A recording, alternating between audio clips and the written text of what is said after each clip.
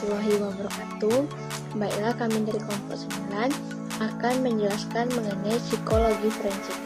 Nah, saya sendiri akan menjelaskan mengenai pasal 56 yang dimana analisanya terkait mengenai psikologi forensik tersebut. Didefinisikan psikologi forensik ini terkait dengan bidang hukum, terutama terkhususkan di bidang peradilan pidana. Adapun tugas seorang psikolog forensik itu membuat penelitian dan melakukan kajian, kemudian memberikan layanan secara profesional.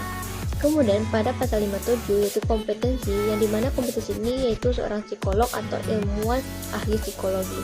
Di sana menjelaskan definisi-definisi praktik kompetensi seorang psikologi forensik tersebut.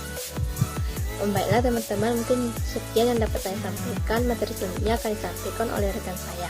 Sekian, terima kasih atas waktu. Saya Umun Widianingsi, NIM 19 30 30 6006. Di sini saya akan menjelaskan mengenai pasal 58 yaitu tanggung jawab, wewenang dan hak. Nah, pasal ini terbagi menjadi 3, yaitu yang pertama, psikolog atau ilmuwan psikolog forensik yang melakukan praktik psikologi forensik sesuai dengan kompetensinya memiliki tanggung jawab membantu proses peradilan pidana, sehingga dalam kasus yang ditanganinya tercapai penegakan kebenaran dan keadilan.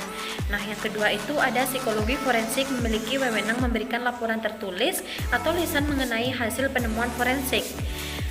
Nah, yang ketiga ada psikolog atau ilmuwan psikolog forensik yang dalam menjalankan pekerjaan di bidang psikologi sudah menjalankan tanggung jawabnya sesuai dengan standar, maka memiliki hak untuk mendapatkan perlindungan dari HIMSI jika ia mendapatkan masalah terkait dengan hukum. Nah, analisa yang dapat saya ambil di sini yaitu pasal ini menjelaskan tentang ilmuwan psikolog forensik yang melakukan praktek psikologi forensik sesuai dengan kompetensinya, memiliki tanggung jawab dalam proses peradilan pidana. Nah, dalam kasus yang ditanganinya sehingga tercapai penegakan kebenaran dan keadilan. Psikologi forensik memiliki wewenang memberikan laporan tertulis atau lisan. Nah, ilmuwan psikologi forensik yang dalam menjalankan pekerjaannya ini di bidang psikologi sudah menjalankan tanggung jawabnya sesuai dengan standar akan mendapatkan perlindungan dari HIMSI jika ia mendapatkan masalah terkait dengan hukum. Nah, sekian materi yang dapat saya sampaikan. Terima kasih. Assalamualaikum warahmatullahi wabarakatuh. Perkenalkan, nama saya Anissa Melinda. Saya akan membacakan tentang pasal 59, yaitu tentang pernyataan sebagai saksi atau saksi ahli. Jadi pada ayat pertama, psikolog dalam memberikan kesaksian sebagai saksi ataupun saksi ahli harus bertujuan untuk menegakkan kebenaran dan keadilan. Pada ayat kedua, bila kemungkinan terjadi konflik antara kebutuhan untuk menyampaikan pendapat dan keharusan mengikuti aturan hukum. Pada ayat ketiga, bila kemungkinan ada lebih dari satu saksi atau saksi ahli psikolog, maka psikolog tersebut harus memegang teguh prinsip hubungan profesional. Pada ayat keempat, bila harus memberikan kesaksian atau menyampaikan pendapat selaku saksi atau saksi ahli yang melakukan pemeriksaan sejauh memang diizinkan oleh hukum yang berlaku di Indonesia.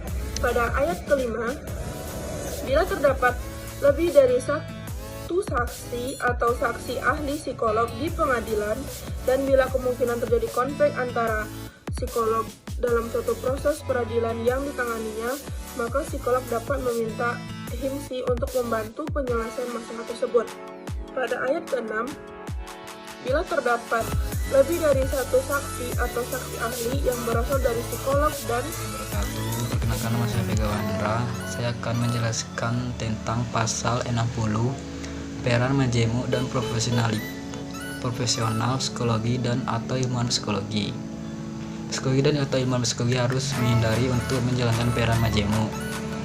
Adapun hal-hal yang harus diperhatikan bila peran majemuk terpaksa dilakukan. Yang pertama, seorang psikologi menghindari untuk melakukan peran majemuk dalam hal forensik apabila dapat menimbulkan konflik. Kejelasan peran harus ditegakkan untuk mempertahankan profesionalitas dan objektivitas serta mencegah dan meminimalkan kesalahpahaman pihak-pihak lain sehubungan dengan peran majemuknya. Yang kedua, psikologi yang menjalani hubungan dengan seseorang yang menjalani pemeriksaan tidak terhalang untuk memberi kesaksian psikologi harus tetap dapat bersikap profesional dalam memberikan pandangan dan menjaga terdirinya konflik antara berbagai pihak. Ketiga, seorang psikologi mempunyai kewajiban untuk menjalankan pekerjaannya sesuai dengan kode etik psikologi. Jika terjadi sebuah kesalahpahaman atau pelanggaran, seorang psikologi tidak bisa beralasan dengan tidak tahu pasal tentang kode-kode etik psikologi. Analisa saya, seorang psikologi harus menghindari peran majemuk. Bila peran majemuk terpaksa dilakukan, seorang psikologi harus berpegang teguh kepada kode etik psikologi dan menegakkan profesionalitas, objektivitas, dan minimalkan kesalahpahaman. Sekian dari saya. Assalamualaikum warahmatullahi wabarakatuh.